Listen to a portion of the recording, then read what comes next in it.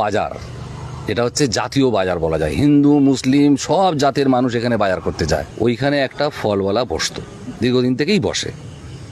আমরা যতদিন বাজারে যাচ্ছি দেখেই আসছি ওরা বসে। সেই জায়গাটায় হঠাৎ করে এই ঈদের ছুটিতে সেই ফলওয়ালা মনে হয় বাড়ি যায়।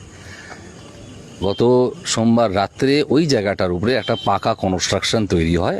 সেই জায়গায় একটা বেদি তৈরি হলো, বেদি মতো তৈরি করা হলো।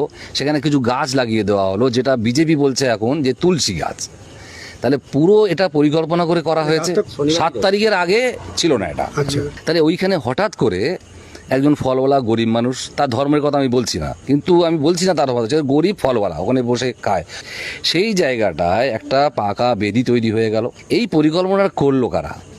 এই পরিকল্পনাটা নিশ্চয়ই কারোর মাথা আছে। আরএসএস বিজেপি ছাড়া এই মাথা কারণ নেই যে ওইখানে এইটা করো, তাহলে কী হবে, এটা কেউ ছুঁতে পারবে না।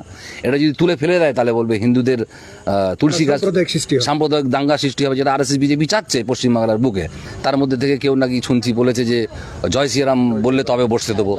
এই কথাটা বলতে, এইটা জনগণের সামনে বলতে এটা আগুনের মতো ছড়িয়ে যায়। কিছু আরএসএস বিজেপির এখানে দালাল আছে যারা এই অঞ্চলে অশান্তি বাঁধাতে চায় তাদের পার্টির নির্দেশে। এরপরেও অনেক রকম ঘটনা ঘটবে, 26 সালের ভোট পর্যন্ত হবে। এলাকার মানুষের কাছে আমার অনুরোধ, হয়তো প্ররোচনায় কান দেবেন না, কোনো গুজবে কান দেবেন না। আপনারা সবাই শান্তিপূর্ণভাবে থাকবেন।